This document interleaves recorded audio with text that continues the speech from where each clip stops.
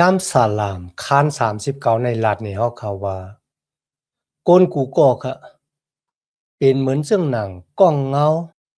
ที่ไปกว่าไปมาแล้วก็มีทั้งสุกซากที่จับแสงอันดังผ่านรายตนะเฮ็ดหาลุยดังที่ดูเจ้าก่อมฮู้ว่าผลาที่เป็นก็ที่สืบเจ้าตือสูงดือมันกว่านะครับ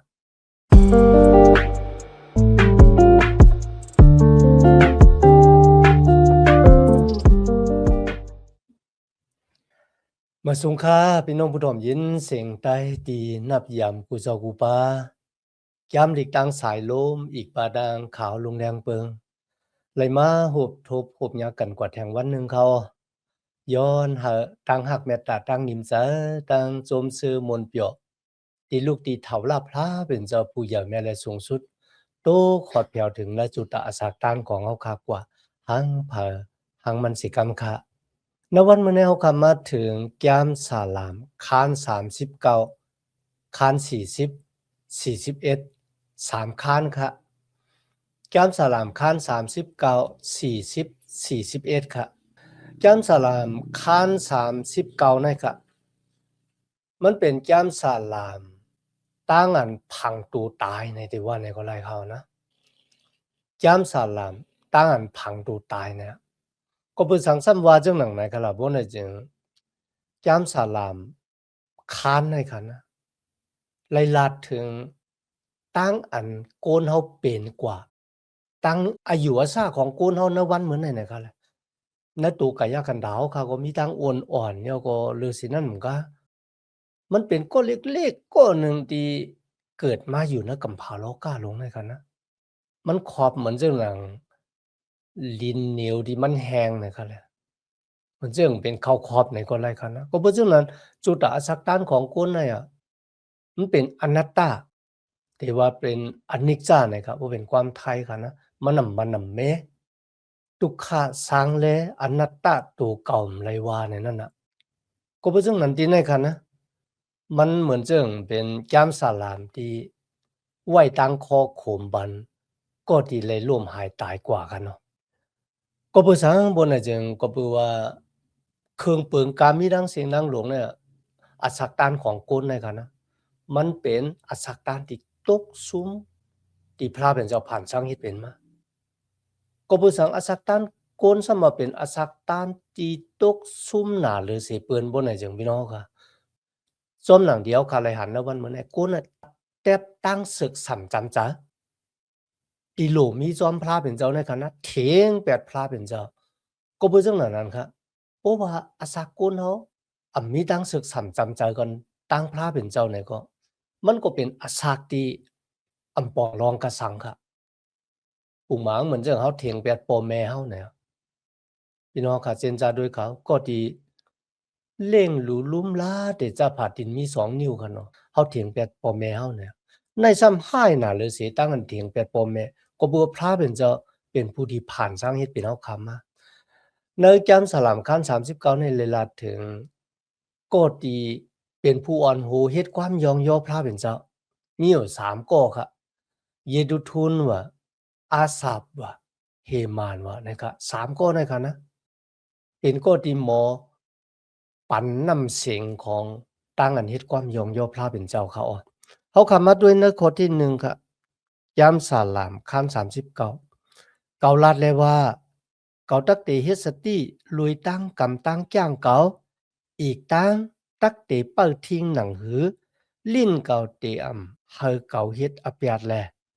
เกาตักเต็มตักเสียงในมืออันกุ้นให้กุ้นเมือกเขาอยู่จำนั่นว่าหนังไหนอ๋อแล้วข้อที่1ในคันนะมันเหมือนเจิงเจ้ามุญญาคุณเอาคำลาดว่า ข้อความที่ข้าได้ลาดลองของเถาลาพระเป็นเจ้าที่ซับแรงสร้างล่างลองผายวิ่งเงียนเนี่ยก้นเจ้าเนี่ยมันไปมีทั้งป่องซานะครับกว่าปุ่งได้คันนะเขามีวันป่องใจก็เปิดจังนั้นข้าได้มันตักเสียงข้าได้อยู่เด็ดๆในข้อที่2ครับเกายังตักเสียงตักปากแลอยู่เด็ดๆอยู่อ้อโตกะลองตั้งอันเรียนงามนั่นเกายังอยู่เด็ดๆอยู่อ้อในวันนั้นสิก็ทุกข้าอันคำใจคำข้อเก่านั่น ยิงแค้นตู้ตอนมาอยู่กล้วยแลอยู่เด็ดเด็ดจะว่าใจแค้มสาค่ะโหเจอซ้ำแค้นมีตังตุกข่าในค่ะนะก็เพื่อเรื่องนั้นค่ะที่นั่นค่ะจะมุนเยากุนอคำไล่คุยหัวใจของเขาต่อพระเป็นเจ้าในข้อที่3ค่ะหัวใจเก่าไม่ห้อนมาอยู่ติ๊กติ๊กเมื่อเก่าใครใจว่นจะนั่นไพ่ลูกแลไม่อยู่ต่อถึงฮอดเก่าลาดเลยว่าในข้อที่4ค่ะถามว่าพระที่ข้าแค้นต่อข้าเจ้าหาที่สุดดีกว่าข้าเจ้าอีกตั้งลองจูตาอาศักข้าเจ้าเป็นเจ้อหนังหือนั่นข้าเจ้าหาลองดูเจ้าเก่าต่างตายนั่นเสกรรมติคาตีน่ายกันนะเขาลาดต่อพระเป็นเจ้าครับอาศักของเขาเนี่ยมีเยื่องหมายเจ้าหนังหือเยาก็เขาอาศักรีบอยู่ปุนตาพระก็เปิดสังฆาซ้ำเขามีอาศักรีบอยู่นะครับนะ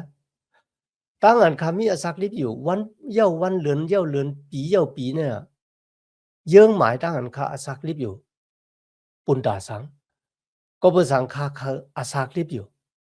เขาอาศักรีบอยู่ปุนตาสังในเขาพี่น้องค่ะอันนี้เป็นความถามณจุดอาศักตานกูลเฮาค่ะเหมือนกันว่าสิซึกกำพาปอกที่2กันนะกนจูบเหมืองนะครับนางว่าเขาอยู่ในโลกาในคณะเขามีตั้งสุกสักอ่วนเอ็นโมเมมาเหมือนเจิงซึกกำพาปอกที่2เขาอยู่กัดๆเย็นๆเขามีเฮือนมีเยลีๆเฮแล้วก็มีกา1ลำ2ลำมีตั้งกินเปียงปอณจุดอาศักตานดีๆอยู่กว่าหรือฉะนั้นมันก็อยู่ณตรงวงเกกลางโกนที่มีตั้งขึ้นเยอะมาสูงปอยอก็ปิกหมักตาดูเจ้าก็ปุนดาเดมหันลองตั้งตุกข่าของเปิ้นในกันนะก็เปิ้นสังกันล่ะพอหันมันเหมือนจังเฮาหลู่เลยมีปุนมีส่วนหลู่เลยอามาขามก็เปิ้นจังนั้นที่เนี่ยเขาว่าเขาปิกตาดูเจ้าเก่ายอก็ปุนดาเดมตับหลู่อามาขามลองตั้งตุกข่าของเปิ้น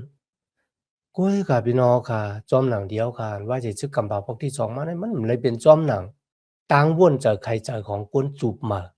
ที่เขามีอาศักลิบอยู่พี่น้องค่ะในวันเหมือนในเฮาการว่าคนกูก็มีทั้งสุขสักมีทั้งสุขสักค่ะนะพี่น้องค่ะเจนจาด้วยตัวหนังคนที่เกิดมาเนิ่นนาหอนนาเฮือนคริยานนะเขาก็ยังถามหาเนื้อร้องในคณะอาศักเขาเนี่ยมีหมอกกันหน้าให้กล้วยห้าเนี่ยกินเห็นนอนเนี่ยก็ลุกขึ้นมาเหตุการณ์เนี่ยไรเงินมาก็เจ้าจ่ายกว่าเละกินเห็นนอนเนี่ยหรือสินั่นเหมือนกันเนี่ยกันนะมีตั้งผิดแผกกันซ้อมกันต่างเปิ้นต่างก็แท้ตั้งอันมีอาศักลิบอยู่เนี่ยมันมีตีป่องว่าจังหนังข้าอาศักลิบอยู่ปุนตาสังก็ปือสังข้าซ้ำข้าอาศักลิบอยู่ในโลกาโลนะตั้งอันอาศักลิบอยู่ในโลกาเนี่ยมันเป็นตั้งเสียงตั้งมดตั้งอันโกนเกิดมาห้าในเขาพี่น้องค่ะอันนี้เป็นนาเฮือนคริยันก็ถามจังหนังนะก็บ่จังนั้นนะวันมื้อนี้ครับตั้งอันเฮาครับเป็นคริยันนะเป็นคนอยู่มาตั้มเจนในจุยสู้นะครับเฮาเตอาศักลิบอยู่ปุนตาเปิ้นเตป้าจะในจุยสู้อันนั้นก็อาศักลิบอยู่ปุนตาเปิ้นเตจังเจ้าเยซูเนี่ยจุตาอาศักตานเฮาคันให้เฮาคำหมอเฮ็ดในกันนะซ้อมหลังเดียวคันเลยหันในวันเหมือนในกันนะมีคนออกไปที่เฮือนของดูเจ้าเก่าวางก็บ่แม่นผิดกันอยู่ไลกันนะเกี่ยวจะปลายออกกว่าอยู่ต่างที่ต่างแลนหวังก็กว่านอนจอมตายขู่จังได๋ก็มีกันนะพี่น้องครับเขาก็ถามว่าเป็นคนผ่านกวยไหนมันจะครับหวังก็เป็นคนมีครับพ่อแม่เป็นคนมีเงินมีคำมีทางออกอย่างนั้นหน้าที่การงานกุยก็พ่อแม่มีปุ่งห่างในตั้งอันอาศักลิบอยู่ว่ามันมีอาศักที่มีเยื่องหมายตั้งอันมีอาศักลิบอยู่เนี่ยมันมีตีป่องมันไหนครับมีเยื่องอ่านเนี่ยก็เพราะฉะนั้นเมื่อลูกตัวหันในหลวงในณจุดอาศักของพ่อแม่หลายก็เป็นคนมีก็ปลายออกขึ้นกว่า กำแนวคำมาถึงข้อที่5ค่ะด้วยรู้เจ้าเฮามักคานไว้จุตาสาขาเจ้าปอดหมอก2-3ผ่ามือกุ้ยแลจุตาสาขาเจ้านั่นเจอกะสังละกะตีภายหน้าเจ้าเฮาตีขาออเจ้าแต่ก้นจึงอยู่หึงเส โจล้มบุกหนึ่งนั่นที่เขาพี่น้องค่ะที่ในลาดถึงอาสาของโกนเฮาเนี่ยคันนะที่ในลาดถึงอาขิงข้าวยามค่ะมีหมอกให้2-3ผ่ามือค่ะว่าณจุดอาสาเขาโปกาหือเนี่ยค่ะที่มาอยู่ในโลกาเนี่ยเป็นแขกหรือเช่นนั้นมันก็โกนเฮาค่ะมีอาสาลิบอยู่เหมือนจังหนังล้มถวยจ๋าล้มถวยจ๋าในปอดค่ะเนี่ยมันยาวถวยจ๋ากำเข้ากำออกในคันนะก็เพราะจังนั้นในวันมื้อในคันเนาะในตานเฮาค่ะมีอาสาลิบอยู่ในข้าวยามมันเป็นรองมีกายคันหลงในจุดอาสาของเฮาเฮาขาวนจะใครจะว่าตั้งอันเฮามีอขิงข้าวยามเฮาอาศักลิบอยู่เนี่ยเฮาอยู่ปูนตาโจแก็บกำหนึ่งก้อยห้ามนั่นก็เฮาอยู่ปูนตาได้มีตั้งมุงทามองทาเนถาวรพระเป็นเจ้าเนข้อที่6ค่ะกวนจึงจางค่ายกว่าจึงหนังก้องเงากุยติขาออกะอันมันเฮ็ดมันสร้างก็อำป่องลองกะสังละลาแล อุกจาเจ๊จิมอันมันชิมไว้นั่นก็ย่างหู้ลองอันผู้เลยตักไหลนั่นที่เขาโอ้พี่น้องก็เหมือนกล้องเงาหั่นนะกล้องเงาเนี่ยมือมีแหลดก็มีกล้องเงาก้ำบ่แหลดโลงเหยาไหนก็มีเอากันนะสุกซักโอนเอ็นโมเมอยู่กันเนาะมีคนก้อนหนึ่งค่ะเขามีชื่อว่าวิลเลียมเทคเคอเรนะครับเป็นคนที่แต้มอับปุ่มเขาเป็นคริสเตียนที่อยู่ในเมืองอังกฤษเขาแต้มอับปุ่มชื่อว่าอเนกซานะครับพี่น้องค่ะเขาลัดถึงคนที่เกิดมาในโลกาเนี่ยอยู่กว่ากินกว่าแล้วก็เฮ็ดบ่ได้แปดสาบมันเหม็นขึ้นกว่าถึงเมืองกลางเฮานะครับจากอาสักรีวิวนะเมืองกูเนี่ยจะเก็บกำเนึงแล้วก็พิษกันแผดกันนะครับอาสักของกูเนี่ยมันก็น่ายกว่าเนี่ยกำในของโดยกว่าที่อาสักต้านของเจ้าเยซูคริสต์เจ้าเยซูคริสต์ก็เกิดมาในโลกา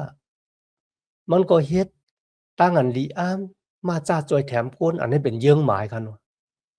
อาสักมันเจ้าก็33ปีครึ่งกันนานกุ้ยๆก็เยื่องหมายตั้งอันเกิดมาของเจ้าเยซูเนี่ยมันเปิงกันดังก้นเฮาเนี่ยคันนะ ยุดยาบันโกนตีเลยทบตั้งหยับขืดขานจะตั้งตุกค่ามาจาจอยแถมเขาให้เขาเลยหันตั้งหากเลยพุ่งดันควรอย่าแม่พระเป็นเจ้าในตูมันเจ้าโอย่อขันตอกจับตายในเสาลักว่ามือยาก็ผังไว้ในกลุ่มสังแข้งที่ในมีหลายก็เปียงโปจากะที่เขาเตรียมลองอเนกจ้าที่จับแสงอันนั่งเจ้าเยซูว่าเจ้าเยซูกวาดเติกอยู่ที่คุมป่าเหี่ยวสังแข้งแล้วก็ปิกไว้เอาหมากหินปิกไว้กันนะมันนำเจอในกันนะก็เปิดสังขลาบ่ไหนจึงพี่น้องค่ะก็เปิดว่าเจ้าเยซูป้าในกันนะเมื่อทนถึงวันที่3เนี่ยมันจอมเลยนอนอยู่ในขุมสังแข้งมันจะลุกกระทั่งตายขึ้นดิบมาเพราะว่ามีตั้งตายหลายๆมันมีตั้งลุกกระทั่งตายขึ้นดิบมาบ่ไหนจึงตั้งมุงทามองทาของอาซาตานคริยานก็มีครับวันอีสเตอร์ก็ตึกขับป่วนกว่าก้อยคันเนาะก็เพราะฉะนั้นนะวันมื้อในคันนะเฮาคักคุกจะไลจุดอาสักด้านของคริยานคัดจะเกียวจะหาตั้งมักมีดีเป็นในโลกาเนี่ยโปย่อตั้งมักมีของตู่เจ้าเก่าเนี่ยเอาสืบปันลูกชายนั่นก็หลานของตู่เจ้าเก่าที่มีตั้งอยู่มาตำจะในจุยซูตั้งคัดเจอของเขานั่นน่ะมันก็อำป่องรองกะสังหรือฉะนั้นมันก็ค่ะ ลูกล่างตะเปเจ้าตีมากมีดีเป็นยก็หลูเงินเขาในจื้อเจ้าตีอำไรหากเลยอยู่สิกูยำพระเป็นเจ้าอำชีโยต่อพระเป็นเจ้าก็เพราะฉะนั้นเงินนั่นก็มันก็สูงกว่าหลายๆเพราะนั้นคริยานก็ในเขาอาศักลิบอยู่ปุนดายสังในแก้มสลามขั้น39เนี่ยครับเลยป้าเอาตังบนจะใครจะตั้งอันอาศักลิบอยู่เนี่ยเยิ่งหมายตั้งอันเกิดมาในโลกาเนี่ยเขาเกิดมากกว่าเปอร์สังเขามีอาศักลิบอยู่กว่าเปอร์สังกว่าเปอร์สังเขาซ้ำเขาอาศักลิบอยู่ลุยทั้งที่เขาฮู้ว่าตูกายาขันเท้าวันหนึ่งมันก็ตักลู่แล้วกว่ามันแม่กันนะก็เพราะฉะนั้น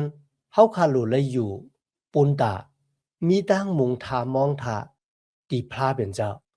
ก็บอกว่าพระเป็นเจ้าเป็นตีมันขึงที่สุดค่ะนะในข้อที่7ค่ะที่แนวคาไลหันเจ้ามุนยากุนอคัมดาวิดไหวนามาจูพระเป็นเจ้าก็บอกว่าพ่อห้อมไหวนามาจูพระเป็นเจ้าบ่ไหนจังตั้งอันอาศักดิบอยู่ในโลกาลงเนี่ยมันมีเยื่อหมายมันมีตีป่องสังเสียอิดค่ะเกิดมากินนอนเหตุการณ์เย่าตัวเย่ากว่าว่าเย่าก็เท่าแก่เย่าแล้วนอนเปิดวันตายกินเปิดวันตายว่ายอดกูสำกูเปิงก็เสียงสุดกว่าเนี่ยก็นานกุ้ยกาเพราะว่าเขาข่าวไหวนามาหาพระเป็นเจ้าเขาขาดเต็มทบตั้งอันอาศักลิบอยู่ในโลกาในมีเยื่อหมายบุญดาเลยเห็นหูจักอโลพระเป็นเจ้าเฮ็ดจ้อมหนังอโลพระเป็นเจ้าเลยอโลพระเป็นเจ้าอ่อมอย่างในจุดอาศักของเขาเหมือนเรื่องที่เจ้ามุนยากุนอคัมดาวิดไหวนามาจูพระเป็นเจ้าในคัน39ข้อ8ที่ไหนก็เจ้ามุนยากุนอคัมดาวิดเนี่ยเขามีอาศักลิบที่เป็นปุ่งห่างกันดีพี่น้องครับในวันเหมือนเนี่ยเยื่อหมายเขาสองเขามีอาศักลิบปุนดาเดเป็นปุ่งห่างกันดีปุนดาลูกล้างนางเมเขาปุนดาโผเขาปุนดาก้นนวันนั้นนะปุนดาก้นนชื่อจัดเจ้าคือเขาเลยหู้ในขนาดนั้นว่าพระเป็นเจ้าผู้ใหญ่แม้และสูงสุดเนี่ยเป็นตีอิงปึงอาโกตีมันขึงวันหนึ่งเขาตายกว่าตูกายาขันดาตายกว่าก้อยกะเจอวิ่งเห็นเขาติดลูกกำลังตายขึ้นดิบมาเหมือนเจ้านางที่เจ้าเยซูในข้อที่9ครับอันนี้ว่าข้าเจ้าตักเต็มตักเสียงแลอยู่เด็ดที่เขาลองมันจำเจ้าเฮาเป็นก็อันเฮ็ดให้ข้าเจ้าเลยขำทุกข้าเรื่องหนังในที่เขาอันนี้ก็เจ้ามุนอยากคุณเอาคำใครต่างเปียตั้งวนของเขาปั่นโกนดังหลายก็เบอร์สังบ่ไหนเจอก็บอกว่าโกนดังหลายเนี่ยเขาด้วยว่าตั้งอันอาศักรีอยู่ในโลกาเนี่ยมันมีตั้งมุงทามองทานนะครับในข้อที่10ฉันตัวอย่าไปจีอย่างปันต่ำข้าเจ้าแทงสีกรรมดีค่ะข้าเจ้าจำตักตายกว่าก็ปือเจ้าเขาป้อเย็นข้าเจ้าตีขายาวพี่น้องค่ะที่ในเจ้ามุนอยากคุณเอาคำดาวิดข้าเขาขามีตังวนจากใครจะติดจับแสงกันดังอาศักรีอยู่ในโลกาเนี่ยมันหมานแมนคุมป่าเหี่ยวช้างแข้งนั่นน่ะมันน่ะจะเยื่อหมายตั้งอันเขาเกิดมาเขาคาหลูไลกว่าไกลหรือสินั่นแทงนั่นก็เป็นตีเถาล่ะตีเปิ้ลอยู่ตั้งนาเขาคันในกันนะนั่นก็เถาล่ะพระเป็นเจ้าเมเฮียนไว้บุญดาเขาพี่น้องครับพระเป็นเจ้ามันจะว่าผ่านสร้างเฮ็ดเป็นเขาคามาบุญดาเขาคาเดอาศักรีบอยู่ในโลกาในเขาก็ตายกว่ากันนานกว่ามันจะอันนั้นจะอลูของพระเป็นเจ้าจะเยื่อหมายของพระเป็นเจ้ากุ้ยกับบ่ฮ้อมฮู้จักพระเป็นเจ้าเนี่ยเขาก็ถามว่าโลกาในเป็นกุสัมกุเปิงที่เขาลูกและเป็นที่สุดที่ก่อยของกุสัมกุเปิงป้าเนี่ยกุ้ยกับที่ไหนเจ้ามุนอยากคุณเอาคำฮู้ว่าเขาอาศักรีบอยู่จะปุนดาเดมีเยื่อหมายที่คุมป่าเหี่ยวสร้างแข้งกุ้ยกับมีตั้งมุงทามองถาที่ไกลเลยสินั่นก็วันหนึ่งเขาติดเลยมืออยู่ซ้อมพระเป็นเจ้าในข้อที่12ค่ะนะโอ้ถาวรพระธิคาชานตดถ่อมยินตั้งอันข้าเจ้าสุดต้องเฮ็ดปรารถนาในเสแลไหวหูเจ้าเฮาแลถ่อมยินเสียงอันข้าเจ้าห้องกล่าวในเสกรรมติคะชานตัวมาจ่วยแถมมาจากข้าเจ้าในมืออันน้ำตาข้าเจ้าตกนั่นเสกรรมติคะข้าเจ้ากุ้ยเลยเป็นแขกอากันตู้อยู่กติภายหน้าเจ้าเฮาเหมือนเจ้าหนังปูหมอนข้าเจ้าตั้งเสียงดังหลงเลยเป็นนั่นติคะเขาเป็นคนที่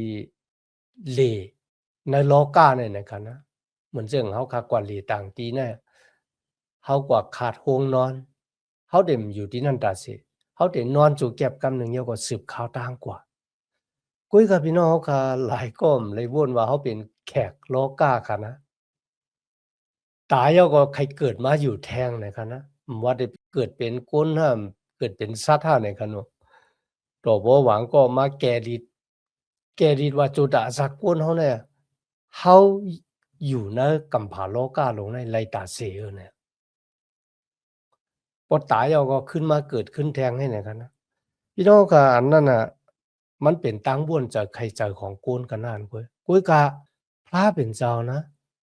เป็นก็ที่ไม่แฮนที่อยู่ที่เสาไว้บนดาวค่ะนะเมืองกระเดียนช้ำสะเมื่อเขาอ่านเนื้อเหตุเลย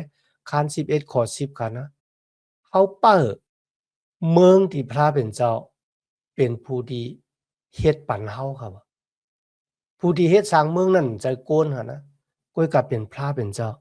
ที่เฮ็ดไว้ปันเฮาก็เพราะฉะนั้นนะวันเหมือนในค่ะนะเฮาคาหลู่ไลหันกาขันตั้งอันอสากลิบอยู่เฮาคามีอสากลิบอยู่ในโลกาเนี่ยเฮาคาหลู่ไลหันกาขันมันเฮาได้หันกาขันจึงค่ะล่ะบ่ไหนจังในข้อที่13ครับ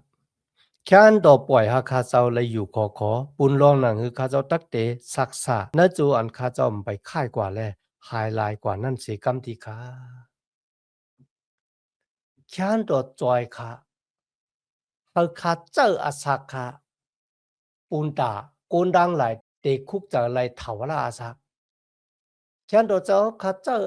ตั้งอันข้าอาศักลิบอยู่เนี่ยเฮาโกนต่างก็ไหลหู้ลองของเถาวราเฮาเขาเลยคุกจะไหลเฮาเขาเลยว่นจะใครจะลองเถาวราพระเป็นเจ้าแค้นตัวจอยคาเฮาคาเลยเจ้าอาศักลิบอยู่ปุนตาได้ปากวนมาหาพระเป็นเจ้าเจ้าว่ามีอาศักลิบอยู่ปุนตาได้ปากวนออกห่างพระเป็นเจ้าเจอในเขาก็เพราะฉะนั้นครับในวันเหมือนในกันนะตั้งอันเฮาคามีอาศักลิบอยู่วันหลายวันนั้นเนี่ยอันนั้นเป็นเกจูของพระเป็นเจ้าเขาคาหันกาขันอาสาเขาเยาก็เจออาสาเขาขันเนี่ยปุนตาได้ปากวนมาถึงตั้งเกจอดในพระเป็นเจ้าว่าจะเป็นตั้งอันเป็นปุ่งห้างว่าจะเป็นตั้งอันลาดเนเปิ้นไหนเฮาคาหลูไหลหันกาขันไว้อาเยว่าอาสากตันเฮามีกาขันปุ่นตาลินเมืองของพระเป็นเจ้าติปากนมาจูพระเป็นเจ้าเนี่ยติปากนเถียงแปดพระเป็นเจ้าเนี่ยในจุดอาสากตันของเฮาค่ะมีกายขันหลงในกันนะยามสาลามคัน40ในค่ะมันเป็นรองที่จับเสียงอันดังเจ้ามีเสียดีไลฮอทาตั้งอันมันเจ้าดีไลขามตอกจับตายในเสาลักว่ามือ40 41ในค่ะเนาะ2คันเนี่ยมันเป็นเงากำผาของแก้มสาลามนะครับแก้มสาลามก็มีแก้มเงากำผาป้ากันนะคันที่1ตัวบ่ถึงคัน41เนี่ยห้องว่าแก้มเงากำผาของคันสาลามนะครับในข้อที่1ครับเกาคาป้าตั้งเจอยืนเจอยาวมุงมองเปิดทาตั้งอันเถาละพระจอยแถมมาจากเกาคาเสียมันเจ้าเฮหูถ่อมเอาแลยินเสียงอันเก่าห้องเก่านั่นติคาอันนั้นเป็นตั้งอันเจ้ามุญญาคุณอคัมดาวิดไล่ทบไล่ยาเนออะขิงที่มันแลนไปลูกใจมันอปาสาลมที่ลูกพื้นมันค่ะนะหรือสิ่งนั้นเหมือนกันมันจับแสงอันดังเจ้าเมสสิยาอีกบ้าดังผุยเปียนี่ลองเจ้าเมสสิยาตั้งมันเจ้าตายในเสาลักว่ามือนั่นว่าอ่ำจะตั้งตกซุ้มกุยกับเป็นตั้งเป้แหน่งอันอย่างอันหลงแต่นะครับแล้วข้อที่1ในคณะว่าข้าเป้ามุงทามองทาพระเป็นเจ้าและข้าห้องหาพระเป็นเจ้าเนี่ยมันยืงถึงด้านจุยสู้ห้องหาพระเป็นเจ้ามืออยู่ในเสาลักว่ามือค่ะแล้วข้อที่2ครับมันจะตืดเอาเก่าออกเสียกันเนอขุมเพอุบาทอีกตั้งกันเนออุงคายนั่นสิแลเอาตีนเกาต่างไว้กันเนอหมักหินหมักผาเฮอย่างตีนเกาไล่แต่ลีมันลีโอในก็ลาถึงตั้งตุกค่าของเจ้าเยซูคริสต์มันเหมือนเจ้าหนังอุกลุกอักลักดีหลีโก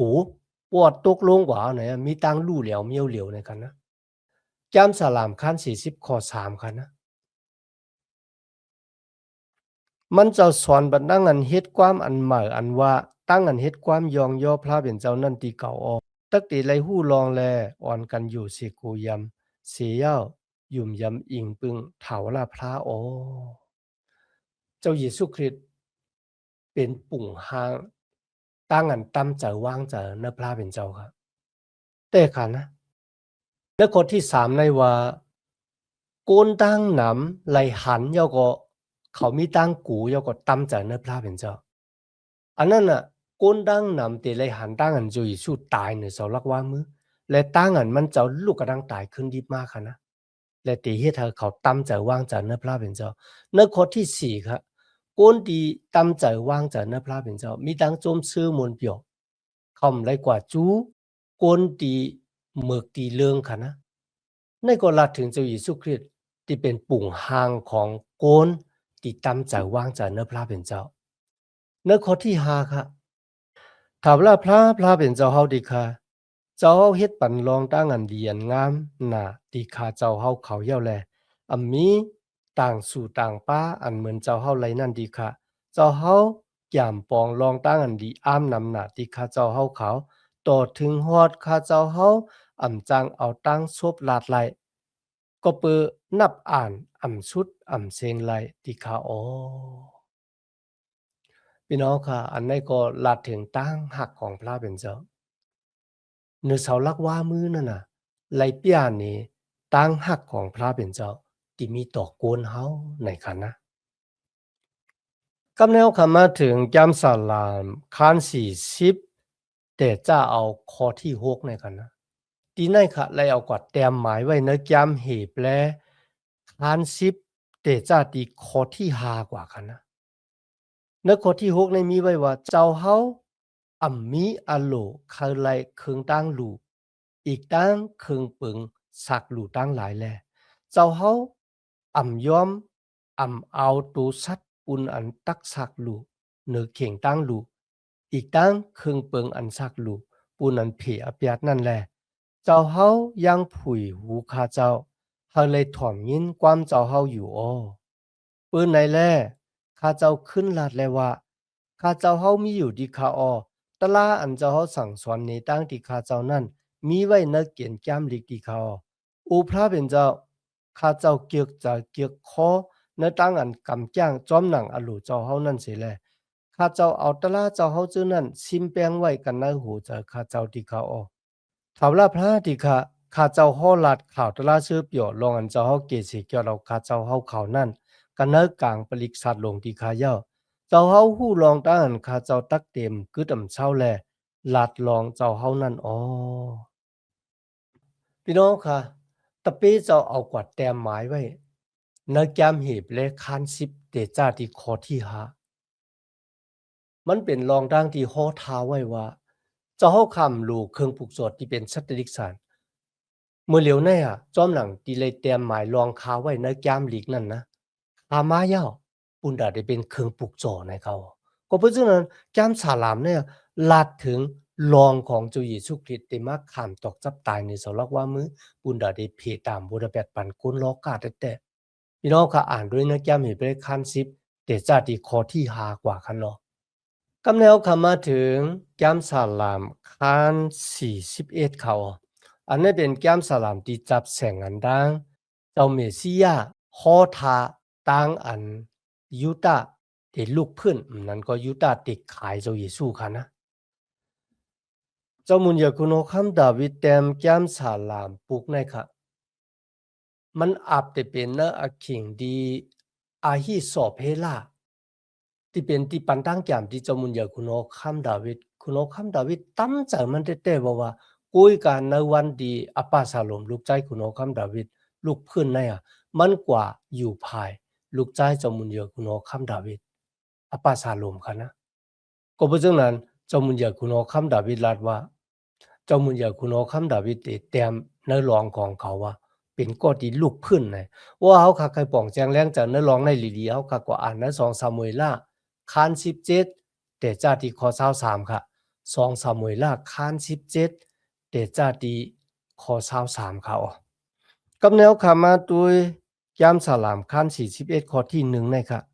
เขาเจือนใครจะว่นจะปุนก้นอยากผ่านนั่นมีมังกลาถามเวลาพระ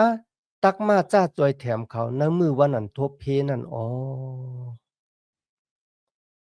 ลาถึงตั้งจมชื่อมนเปียวนั้นก็พรดีมังกลาครับแต่จ้าก็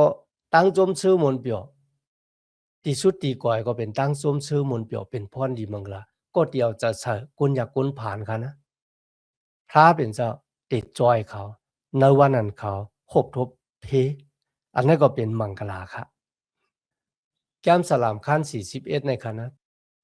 เป็นที่สุดเซงของเงากำผา แก้มสลามนะครับเตจะเอาข้อที่1ต่อถึง41นะครับในข้อที่เก้าครับโตกาไตก็ไตเสคาเจ้าอันคาเจ้ายุ่มก็อันป้องกินตั้งกินคาเจ้านั่นเอาตีนปิดคาเจ้าอ๋ออันนี้มันยึงถึงยูตาค่ะนะทีนี้ดาวิดอัปเดตวนจะใครจะถึงอาฮิโสเพลากุยกะมันมาอ่องในจุดตาซาของยูตาปะพี่น้องค่ะอ่านในโยหันคาน13ข้อ18ค่ะนะโยหันคาน13ข้อ18เฮาเลยลัดถึงลองสู่กูก็ค่ะนะเฮาฮู้จักก็ที่เฮาเลิกไว้กุยกะมันสิเป็นจอมหนังที่สมัยแก้มดิกแต้มหมายไว้ก็ที่กินข้าวกันตั้งเฮาเนี่ยยุคส่วนตินเสือเฮาเนี่ยหรือฉะนั้นเหมือนกันนะตะหมานเจ้าข้านหนึ่งข้อ16ตะหมานเจ้าข้านหนึ่งข้อ16มีไว้ในรองของยูตาในป่าเขาในการสลามข้าน41ข้อที่10ค่ะนะถามว่าพระที่ข้าแค้นโตเอลูคาเจ้าแลเฮาข้าเจ้าเลยจึนหายอยู่ลีปีมันเสกำติข้าเฮาข้าเจ้าเลยขึ้นตอบแทนอัปยาดยันสู่ข้าเจ้าเจอนั้นเสกำติข้าพี่น้องค่ะในลาดถึงตั้งอันเจ้าเยซูคริสต์เต็นลูกกำลังตายขึ้นดิบมาแค้นตัวยุคคาคืนเลยครับลองด้านเจ้าเยซูลูกกำลังตายขึ้นดิบมาก็เลยห่อเท้าไว้ที่ไหนหรือเช่นนั้นมันก็สลับว่าลูเลยลาดเนี่ยพี่น้องเมืองโกรินตู1 โกรินตูข้าน15ข้อ3ข้อ4ค่ะนะลองดังที่คาไลฮาบไว้คาไลปืนข่าวลาดเนสู่ดังหลายเป็นลองที่อายีใหญ่ที่สุดที่ว่าเจ้าเยซูไลตายปุนตาเหปันบัวตะเปียเท้าจอมหลังที่เลยแต้มหมายไว้ในสมัยกามลิกมันเจ้าเลยขามดังอันพังไว้โอ้ยวันที่3เนี่ยมันเจ้าเลยขามดังอันเฮ็ดให้ลูกกำลังตายขึ้นดิบมาจอมหลังที่มีแต้มหมายไว้ในสมัยกามลิกพี่น้องค่ะผมมีตั้งอันจุยสู้ลูกกำลังตายขึ้นดิบมาเนี่ยเต็มมีข่าวตลาเสือเปียวก็เป็นเรื่องนั้นด้านลูกกำลังตายขึ้นดิบมาของจุยสู้เนี่ยมันเป็นข่าวตลาเสือเปียวมันเป็นข่าวตลาดังเกียรติที่เราคักคุกจะไล่ตั้งวนจากใครใจของกวนที่มีต่อจุยสู้เลยถามตะเป้เจ้าค่ะนะมัดแถคัน16ข้อ13ถึง16ค่ะเนาะณวันเมื่อนั้นก็เหมือนกันค่ะหลายก็มีตั้งวนจากใครใจต่อเจ้าเยซูเนี่ยมันเหมือนเจ้าหนังสมัยแก้มลีกเลยเตรียมหมายไว้เมื่อเจ้าเยซูถามตะเป้เจ้าว่าคนดังหลายว่าเขาเป็นพระหวังก็ว่าเป็นโยฮันหวังก็ว่าเป็นเอลียาหวังก็ว่าเป็นเยเรมีหวังก็ว่าเป็นปลอแผดสีป้าป้าเจ้าเยซูขึ้นถามเปตรูค่ะนะว่าสูว่าเขาเป็นพระเปตรูขึ้นลัดว่าเจ้าเขาเป็นเจ้าคริสต์ลูกของพระเป็นเจ้าที่อาสากลิบอยู่พี่น้องค่ะมีดังนั้นต่างเกจูพระเป็นเจ้าอย่างนะในวันเหมือนในกันนะเจ้าเยซูคริสต์ที่เขาค่ะเฮ็ดวัดกูกวายในวันเหมือนในมันเจ้าลูกกระดังตายขึ้นดิบมาฮอทาลองของมันเจ้าในหึงแต่ว่าคุยกับมันก็มาอ่องกันนะก็เปือว่าเจ้าเยซูคริสต์ลูกกระดังตายขึ้นดิบมาเขาขาจึงมีข้อความตีลาดไว้เหมือนจังหนังนะแก้มสลาม41ข้อ13ในกันนะเขาถามว่าพระเป็นเจ้าเมียวอิสราเอลนั้นมีมังกลาเสกำเลยแต่เจ้าเอามือเลียวแลยองย่อมันเจ้าอยู่กูกำพาสืบตามเสกำเลยก็เปือว่าเจ้าเยซูลูกกระดังตายขึ้นดิบมากันนะโอยมีความว่าอาเมนอาเมนใน2กำค่ะนะอาเมน2กำมันบอกว่าพระเป็นเจ้าเฮ็ดให้ตั้งเกจอดนั่นน่ะเป้ว่าเป้จุ่มเต็มโทนเนี่ยเจ้าเยซูคริสต์ลูกกระทั่งตายขึ้นดิบมาเจ้าเยซูคริสต์สานขึ้นมือกว่ามือกันเจ้าเยซูคริสต์กว่านั่งอยู่ภายขวามือของพระเป็นเจ้าเจ้าเยซูคริสต์เฮ็ดอ่องเมียงเย้าปุนตาตั้งเกจอดของกุนโลกาก็บ่ซึ่งนั่นค่ะเฮาตับโลเอาอีสังมาแทงซะในตั้งอันเจ้าเยซูเฮ็ดอ่องเมียงเย้าตั้งกำตั้งจ้างตั้งหลู่ตั้งต้านก็เย้าตับโลเอามาแทงซะก็เปือว่าในเสาลักว่ามือนั้นเจ้าเยซูลาดว่า要当然ถูดนูกเอาก้นออกป้นมุ่นหลอดสีวัวแปดปล่อยหลอดก้นป้นเสอาณาจตันมานัดผีให้เพื่อให้ชอดเอาเขาป้นเสตามมาแปดของเขาเนื้อหมอภัยอะไรลุยตั้งเจ้าเยซูตายผังไว้เมื่อทนถึง3 วันลูกกระดังตายขึ้นดิบมา มีดังนั้นต่างเกจูพระเป็นเจ้าที่มาเห็นแก้มดีกว่าจอมกันตัวบดถึงอขิงเอาคาสุดเสียงในวันเหมือนไหนย้อนหาตั้งจมซื้อมวลเปียวที่ลูกดีเท่าลาพระเป็นเจ้ามาแต่อยู่นะหัวเจ้าคากว่าหังเผอหังมันเสียกำคะมาสูงค่า